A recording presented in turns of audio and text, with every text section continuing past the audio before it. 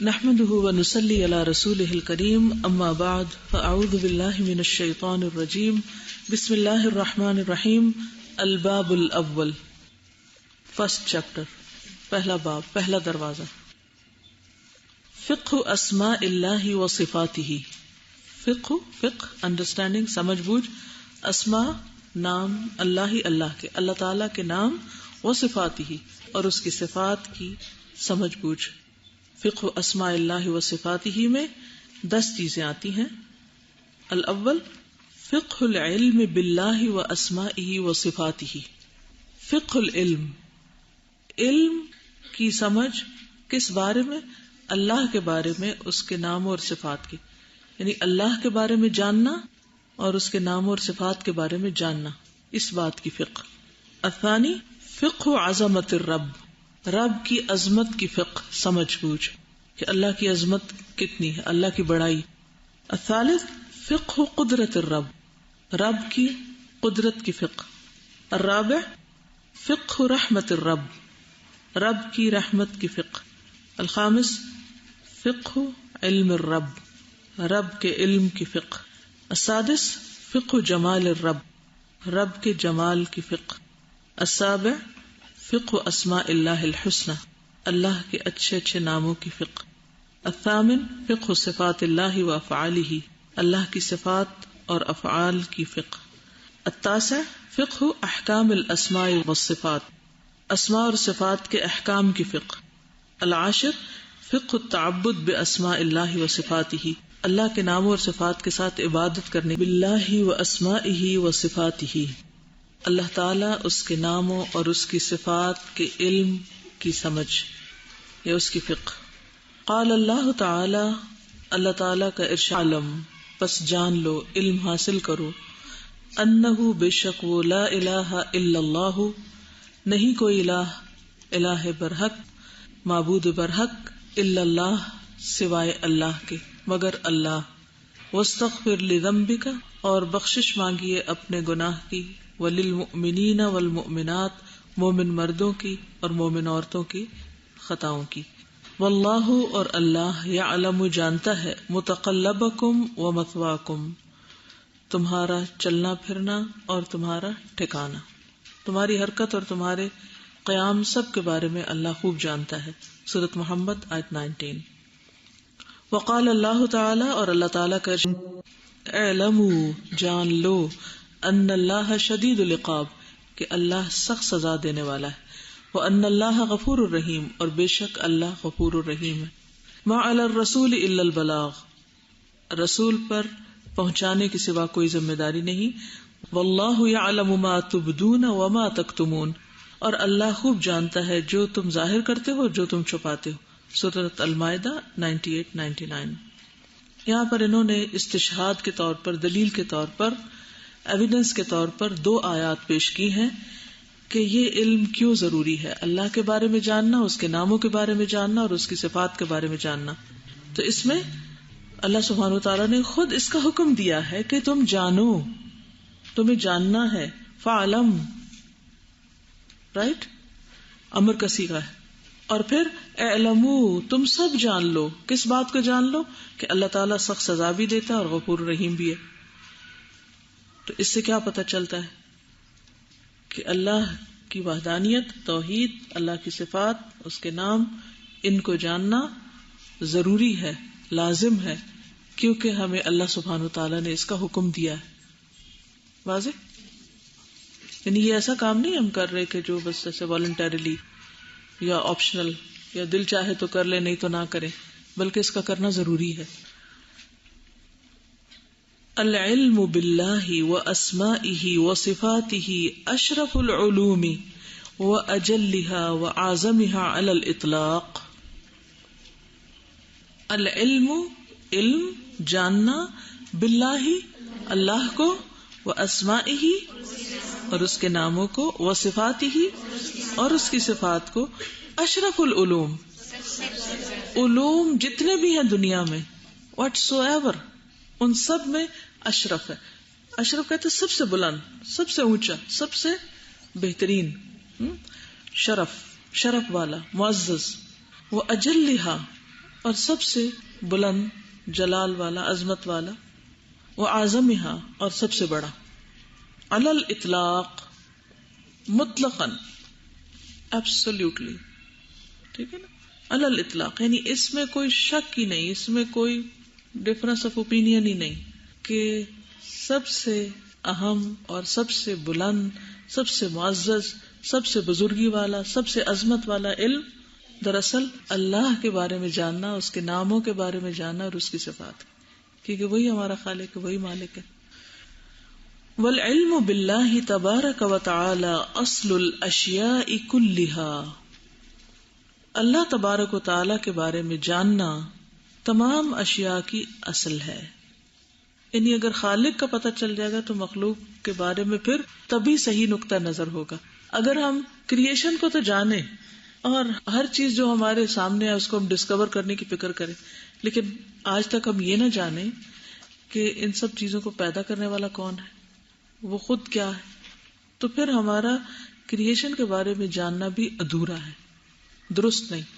ہمارا اینگل، ہمارا پرسپیکٹو، ہمارا طریقہ صحیح نہیں ہوگا، چاہے ہم کتنا بھی جان لیں، ہم اصل کو نہیں پہنچیں گے. تو تمام اشیاء کے علم کی اصل کو پہنچنے کا طریقہ کیا ہے کہ پہلے خالق کو جانو، اس کے بارے میں علم حاصل کرو.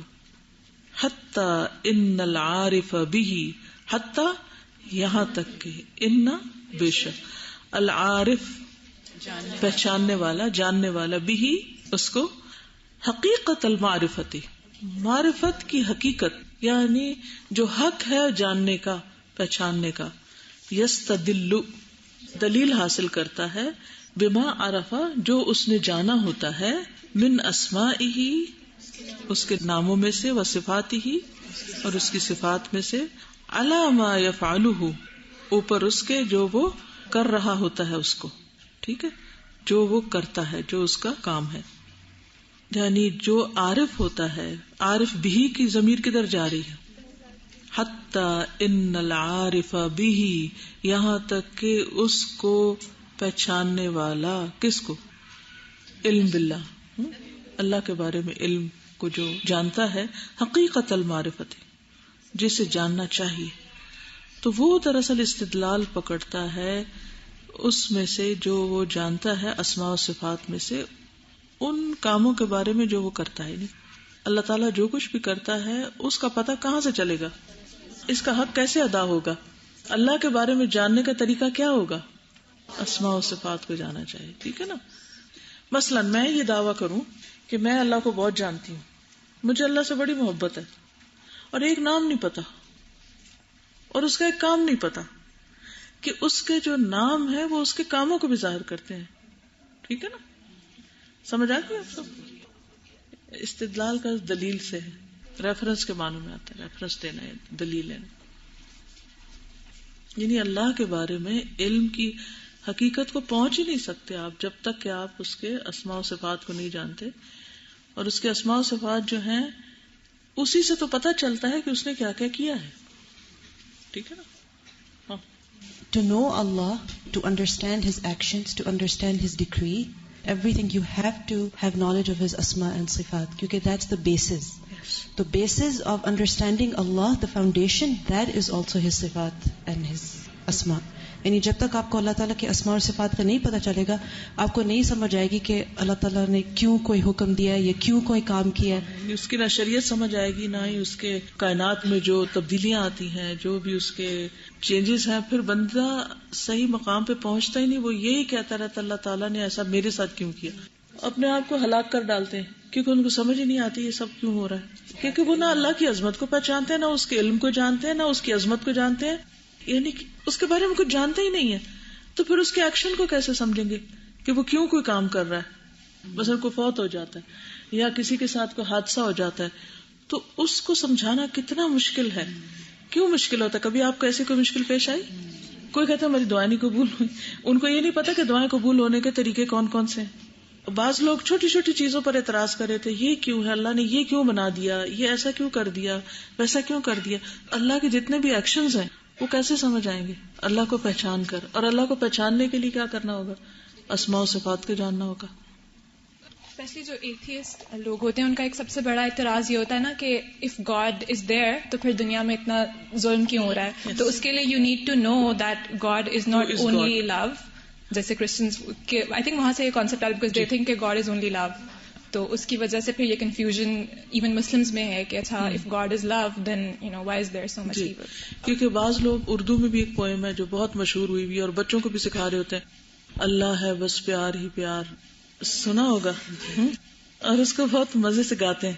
تو دس از رانگ, اور اس کو اتنا زیادہ وہ ہائی لائٹ کرتے ہیں, شاید کرسچنز یا دوسرے مذاہب کے مقابلے میں ایک چیز بنا کے اپنا دفاع کیا گیا ہے, جبکہ یلحدون فی اسمائہ والی بات آ جاتی, راہ راست سے ہٹنے والی بات آتی. کسی کی بات ماننے سے پہلے یہ جاننا ضروری ہوتا ہے کہ وہ کون ہے. ماں باپ کا اگر رتبہ نہیں پتا تو ماں باپ کی بات کیوں مانیں گے, یا استاد کا, یا کسی کا بھی. مثلاً ایک بڑے سے بڑا اسکالر کہیں بیٹھا ہو ٹرین میں لوگوں کے ساتھ, اور ان کو نہ پتا ہو کہ وہ کون ہے, اور وہ ان کو اگر کہے کہ اٹھو نماز پڑھ لو, یا کوئی اور بات سمجھائے کہ اس لباس میں نماز نہیں ہوتی, تو وہ کہیں گے کہ ہو آر یو. لیکن جب پتا چلے گا تو ایک دم ان کا پرسپیکٹو چینج ہو جائے گا. ٹھیک ہے. اور آپ کو پتا ہے کہ اقرا بسم ربک الذی خلق, خالی اقرا نہیں ہے, اقرا بسم ربک الذی خلق, رب کے نام کے ساتھ جس نے پیدا کیا. محبت کرنے کے لیے بھی, اور جو پرماننٹ محبت ہوتی ہے اس کے لیے جاننا ضروری ہوتا ہے, کیونکہ آپ جتنا جانتے جاتے ہیں اتنا زیادہ آپ پختہ ہوتے جاتے ہیں.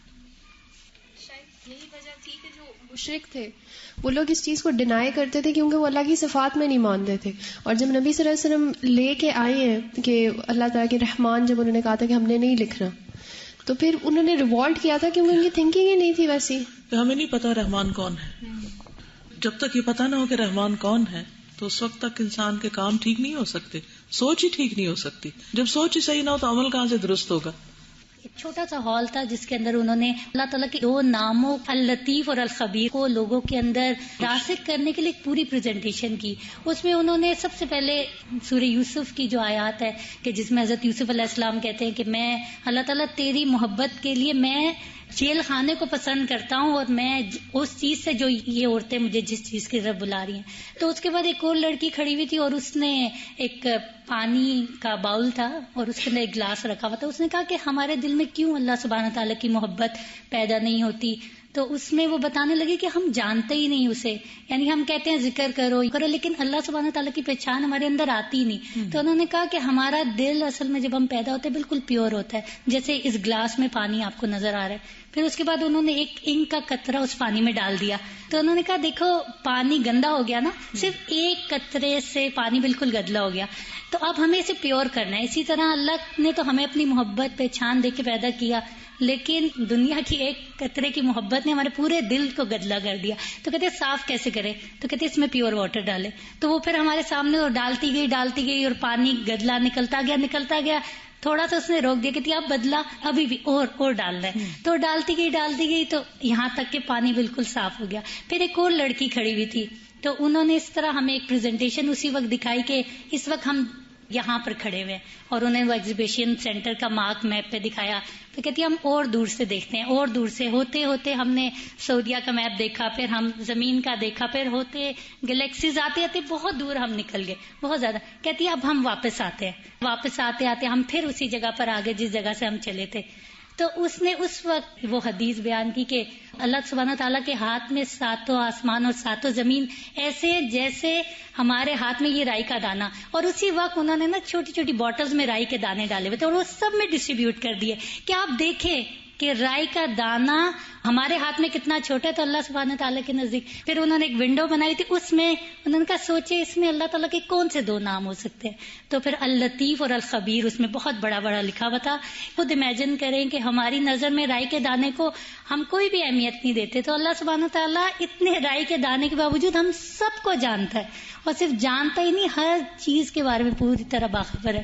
تو اس کے بعد جو اللطیف اور الخبیر کی جو سمجھ آئی, سبحان اللہ, پھر چھوٹی چھوٹی باتیں, پھر آنکھوں کا انسان کو خیال ہے, پھر اپنی باڈی, ہر چیز, تو سبحان اللہ وہ اس طرح دماغ میں راسخ ہو گئی. تو یہ بہت ایک اچھی چیز تھی جو اب آپ لوگ اس کے متعلق کچھ تیار کریں, ٹھیک ہے, پھر اور پبلک کو بلائیں, سب کے سامنے یہاں کھڑے ہو کے پریزنٹیشن دیں. اور یہ جو 2 صفات ہے اللطیف اور الخبیر, اگر واقعی یہ سمجھ آ جائے نا تو انسان کے بہت سی خرابیاں تو ویسے ٹھیک ہو جائیں. اور پھر ساتھ ہی رہنمائی بھی دی ہے کہ اس معاملے میں کرو کیا. If we know اللہ تعالیٰ, we will know ourselves, we will know every creation. اور پھر اس کا مقام کیا وہ بھی پتہ چل جائے گا. اور جب یہ صحیح ہوگا تو ہی طریقہ زندگی صحیح ہوگا. سادہ ایک چھوٹی سی کامن سینس کی بات مجھے لگ رہی تھی کہ جب اللہ تعالیٰ ہمیں جانتے ہیں تو پھر ہم کیوں نہ جانیں. صحیح, آگے چلیں.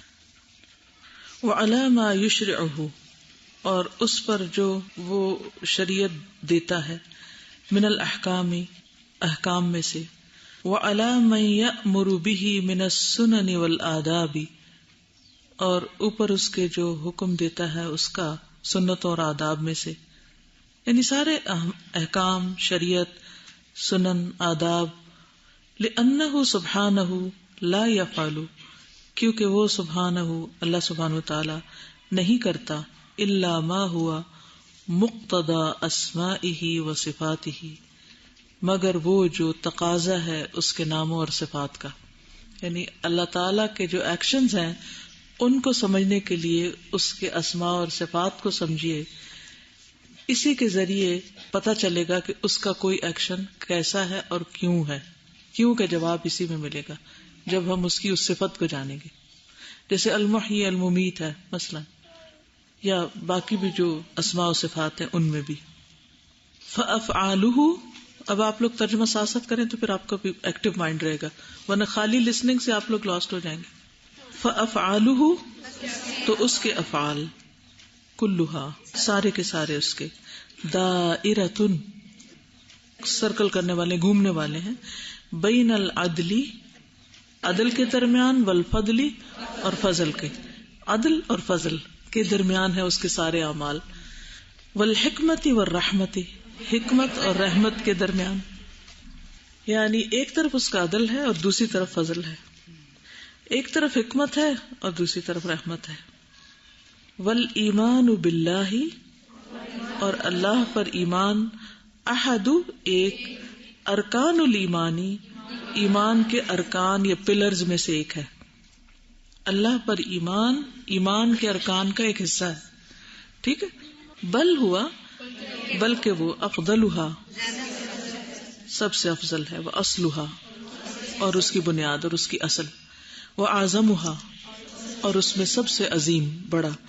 ولیس الایمان, اور نہیں ہے ایمان, مجرد, فقط, اونلی, قول, بات, باللسانی, زبان سے, من غیر معرفت بالرب و اسمائہ و صفاتہ, بغیر معرفت کے رب کی, اس کے اسماء و صفات کے. رب اور اس کے اسماء و صفات کی معرفت کے بغیر خالی کھلی زبان سے صرف اقرار کرنے کا نام نہیں ہے, ٹھیک ہے نا. ہم عام طور پر ایمان کی تعریف کیا کر دیتے, اقرار باللسان, تو کہتے ہیں کہ محض اقرار باللسان نہیں ہے, یہ تصدیق بالقلب بھی ہے, یا اس کا علم جاننا بھی ضروری ہے. سمجھ آ گیا؟ اب میں دوبارہ اس جملے کو پڑھوں گی, آپ اپنے انڈرسٹینڈنگ کو خود ٹیسٹ کیجئے کتنا سمجھ آ رہا ہے. والایمان باللہ احد ارکان الایمانی, بل هو افضلها واصلها واعظمها, وليس الايمان مجرد قول باللسان من غیر معرفت بالرب واسمائه وصفاته. ٹھیک ہے, سمجھ آ گئی؟ اوکے. بل حقیقت الایمانی, بلکہ ایمان کی حقیقت, ان کے یعرف, پہچان لے, العبد, الرب, رب کو. ایمان کی حقیقت یہ ہے کہ بندہ رب کو پہچان جائے, الذی, وہ رب, یؤمن بہ, جس پر وہ ایمان رکھتا ہے, ویبذل, خرچ کرتا ہے, جہدہ, اپنی کوشش لگاتا ہے, فی معرفتی, پہچاننے میں, فی معرفتی اسمائہ و صفاتہ, اس کے نام اور صفات کو پہچاننے میں جو وہ اپنی جد و جہد لگاتا ہے, کوشش خرچ کرتا ہے. ومعرفت آلائہ و احسانہ, اس کی نعمتوں اور احسانات کی معرفت. فبأي آلاء ربكما تكذبان, حتی, یہاں تک کہ یبلغ, وہ پہنچ جاتا ہے, درجۃ الیقین, یقین کے درجے کو, یعنی پہلے جانتا ہے، معرفت حاصل کرتا ہے، پھر یقین کے درجے کو پہنچ جاتا ہے، علم الیقین آ جاتا ہے. وَكُلَّمَا، اور جب کبھی یا جتنا بھی، ازداد وہ زیادہ ہوتا ہے، معرفتاً معرفت میں، بربہ اپنے رب کی، زاد ایمانہ، یعنی جتنی معرفت زیادہ ہوتی ہے اتنا ایمان زیادہ ہوتا ہے، وسیع ہوتا ہے، بڑا ہوتا ہے. وَكُلَّمَا، اور جتنا بھی یا جب کبھی، نقص کمی ہوتی ہے، یعنی نقص کس میں؟ معرفت میں، نقص ایمانہ، اس کا ایمان بھی ناقص ہو جاتا ہے. معرفت کے بڑھنے سے ایمان بڑھتا ہے اور معرفت کے کم ہونے سے ایمان کم ہوتا ہے. ٹھیک ہے، تو گویا ایمان کی کمی بیشی اس پر ڈپینڈ کرتی ہے کہ اللہ کی معرفت، یہ پہچان کتنی ہے. واللہ، اور اللہ، عز وجل، خلق الخلق، اس نے پیدا کیا مخلوق کو، لیعبدوہ، تاکہ وہ اس کی عبادت کریں، ویعرفوہ، اور اس کو پہچانے، ویوحدوہ، اور اس کو ایک جانے، ایک مانے. وہذہ، اور یہ، ہیا، یہی یا وہی، الغایۃ، مقصد ہے، المطلوبۃ، مطلوب، الغایۃ المطلوبۃ منہم، ان سے، یعنی بندوں سے جو چیز مطلوب ہے، جو مقصود ہے، وہ دراصل یہی ہے کہ بندے اپنے رب کو پہچانے، اس کی عبادت کرے. اللہ نے اسی لیے ان کو بنایا. اور اگر انہوں نے سارے کام کیے، دنیا بھر کو جان لیا، خالق کو نہیں جانا، تو وہ خالی ہاتھ گئے.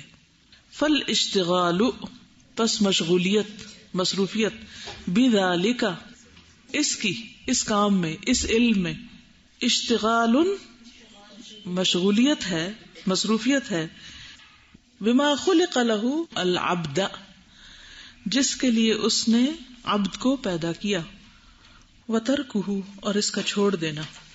کس کا چھوڑ دینا؟ اس مشغولیت کو چھوڑ دینا، اس کام کو چھوڑ دینا. اہمال، غفلت ہے، غافل ہونا ہے.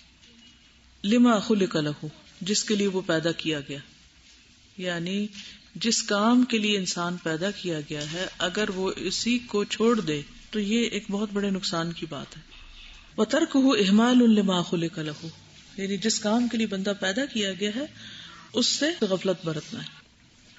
وَلَا يَلِيقُ، اور نہیں لائق، بِالْعَبْدِ، بندے کے لیے، الَّذِي، وہ جو، لم تزل، ہمیشہ، نعم اللہ، اللہ کی نعمتیں، علیہ، اس پر، متواترۃ، مسلسل ہے، کنٹینیوسلی اس کے پاس اللہ کی نعمتیں. وفضلہ علیہ عظیم، اور اس کا فضل اس پر بہت بڑا ہے. من کل وجہ، ہر جانب سے، ہر طرف سے. ان یکون، کہ وہ ہو، جاہلا بربہ، اپنے رب سے جاہل، اپنے رب سے لا علم، غافل. معرضا عن معرفت اسمائہ و صفاتہ و افعالہ. معرضا عن کا مطلب ہے اعراض برتنے والا، بے رغبتی برتنے والا اللہ کے اسماء، صفات اور اس کے افعال سے. ٹھیک ہے، بندے کے لیے جائز ہی نہیں. مفہوم اس کا یہ ہے، کسی انسان کے لیے جائز ہی نہیں، اس کو لائق ہی نہیں، اس کو زیب ہی نہیں دیتا. کیا نہیں زیب دیتا؟ کہ اللہ کی نعمتیں جو اس پر مسلسل ہو رہی ہیں اور اس کا عظیم فضل ہے اس پر ہر طرف سے، وہ اسی رب سے جاہل رہے اور اس کے ناموں اور صفات اور افعال سے منہ موڑنے والا ہو، اس علم سے بے رغبتی کرنے والا ہو، اس پر توجہ ہی نہ کرے. یعنی وہی والی بات ہے کہ ہم سب کچھ اللہ سے لے رہے ہیں، لیکن ہم اتنی بھی زحمت نہیں کریں گے کہ جو ہمیں دے رہا ہے اس کے بارے میں جانے کہ کون ہے.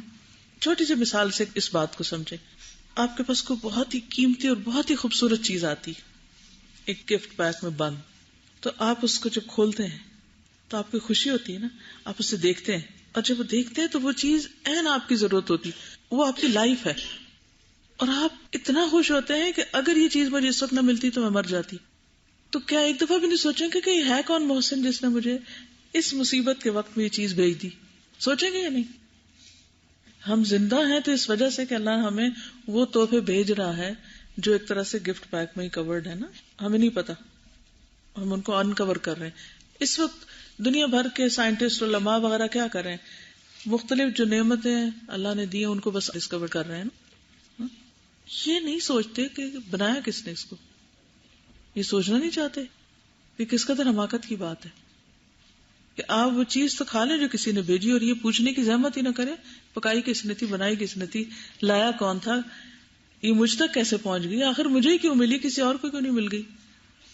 تو یہ زندگی، روح کیسے آتی ہے، کھانا کہاں اگتا ہے، کہاں سے بنتا ہے، ہم پانی پیتے ہیں، کتنی چیزیں ہیں نا جو غیب کے پردے میں ریپ ہو کر اللہ سبحانہ و تعالیٰ نے ہمارے لیے اس پوری کائنات میں بکھیر دی ہے، اور ہر جانب سے، ہر طرف سے ملٹی ڈائمینشنل ہیں وہ ساری نعمتیں جو ہم حاصل کر رہے ہیں. ایک دفعہ بھی یہ نہ سوچیں کہ کون ہے یہ سب دینے والا، اور صرف ایک نعمت نہیں کر رہے، گن ہی نہیں سکتے، اور پھر بھی نہ سوچیں. تو کتنی حیران کن بات ہے کہ موسٹ نیڈڈ انفارمیشن ہے جس سے انسان منہ موڑ رہا ہے. اس سے بڑی احسان فراموشی کیا ہوگی کہ محسن کو نہ جانے. کہتے ولا یلیق بالعبد، یہ جائز ہی نہیں ہے. الذی لم تزل نعم اللہ علیہ متواترۃ وفضلہ علیہ عظیم من کل وجہ ان یکون جاہلا بربہ معرضا عن معرفۃ اسمائہ وصفاتہ وافعالہ. ان معرفۃ اللہ، بے شک اللہ کی معرفت تبارک و تعالی، تدعو الی محبتہ، دعوت دیتی ہے اس کی محبت کی، وتعظیمہ، اور اس کی تعظیم کی، وخوفہ، ورجائہ، امید کی، وخشیتہ، واخلاص العمل لہ، عمل اسی کے لیے خالص کرنے کی. وہذا عین سعادت العبد، عین سعادت ہے بندے کی، یہ بندے کی خوش قسمتی ہے کہ وہ یہ جان لے. ان معرفت اللہ تبارک و تعالی تدعو الی محبتہ وتعظیمہ وخوفہ ورجائہ وخشیتہ واخلاص العمل لہ، وہذا عین سعادت العبد. ولا سبیل الی معرفت اللہ الا بمعرفت اسمائہ وصفاتہ وفقہ معانیہا. ولا سبیل، اور نہیں کوئی راستہ، الی معرفت اللہ، اللہ کی پہچان کا، الا مگر، بمعرفت پہچان کر، اسمائہ و صفاتہ اس کے ناموں اور صفات کو پہچان کر، وفقہ معانیہا اور اسماء و صفات کے معنی کی فقہ جان کر، والاشتغال بہذا العلم اور مشغولیت اس علم کے ساتھ، وبذل الجہد لفہمہ اور کوشش خرچ کرنا، یہ کوشش لگانا، یہ محنت کرنا اس کے فہم کے لیے. بولیے ترجمہ، وبذل اور خرچ کرنا، الجہدی کوشش کا، لفہمہ اس کے فہم کے لیے، اس کی انڈرسٹینڈنگ کے لیے، والبحث التام عنہ اور اس کے بارے میں مکمل تحقیق کرنا. اشتغال مشغولیت ہے، بأعلی المطالب بلند ترین مطالب کی، مطلب یعنی جو مطلوب ہو، مقصود ہو، وحصولہ للعبد اور بندے کے لیے اس کا حصول کیا ہے، من اعظم و اشرف المواہب سب سے عظیم اور سب سے معزز تحفہ. مواہب موہبہ کی جمع ہے، یعنی جو چیز انسان کو عطا ہوئی ہو. فینبغی پس چاہیے کہ للعبد بندے کے لیے، ان یعرف کہ پہچانے، ان ربہ کہ بے شک اس کا رب، هو الواحد الاحد وہی ایک اکیلا ہے، فی ذاتہ و اسمائہ و صفاتہ و افعالہ جی اس کی ذات، اسماء، صفات اور افعال میں، لیس کمثلہ شیء لیس کمثلہ شیء وہو السمیع البصیر نہیں ہے اس جیسی کوئی چیز، وہو السمیع البصیر اور وہ سننے والا ہے، دیکھنے والا ہے. سورۃ الشورى 11. وَأَنَّهُ سُبْحَانَهُ الرَّبُّ اور بے شک وہی سبحانہ و تعالی رب ہے. وَكُلُّ مَا سِوَاهُ اور سب کے سب اس کے سوا، مربوبن پیدا کیے گئے ہیں، یعنی وہ مربوب ہے، رب نہیں. مربوب مفعول کے وزن پر، جن کا کوئی رب ہے. وَهُوَ الْمَلِكُ اور وہ بادشاہ ہے. وَكُلُّ مَا سِوَاهُ مَمْلُوكٌ اس کے سوا سب مملوک ہیں، غلام ہیں. وَهُوَ الْخَالِقُ وہ خالق ہے. وَكُلُّ مَا سِوَاهُ مخلوق اس کے سوا سب مخلوق ہیں. وَهُوَ الْقَوِيُّ اور وہ قوت والا ہے. وَكُلُّ مَا سِوَاهُ اور اس کے سوا سب ضعیف کمزور ہے، وہو العزیز اور وہ زبردست ہے، وکل ما سواہ اور اس کے سوا سب کے سب ذلیل ذلیل ہے بس، وہو الغنی وکل ما سواہ فقیر اس کے سوا سب محتاج ہیں، وہو الرزاق اور وہی رزاق ہے، وکل ما سواہ مرزوق اور باقی سب کھانے والے ہیں، باقی سب لینے والے ہیں جن کو رزق دیا جاتا ہے. فلہ سبحانہ الاسماء الحسنى بس اسی کے لیے ہیں اچھے اچھے نام، والصفات العلی اور بلند صفات، ولہ الکمال المطلق اور اسی کے لیے ہے کمال، ایبسولوٹ کمال، فی ذاتہ اس کی ذات میں، واسمائہ اسماء میں، وصفاتہ اور اس کی صفات میں، وافعالہ اور اس هو اللہ الذی لا الہ الا هو الملک القدوس السلام المؤمن المؤمن المہیمن العزیز الجبار المتکبر سبحان اللہ عما یشرکون. سورۃ الحشر آیت 23. وہی ہے اللہ، نہیں کوئی الہ مگر وہ، بادشاہ، پاک، سلامتی والا، امن دینے والا، نگہبان، زبردست، جبار، متکبر، بڑا ہو کر رہنے والا. پاک ہے اللہ اس سے جو وہ شریک ٹھہراتے ہیں.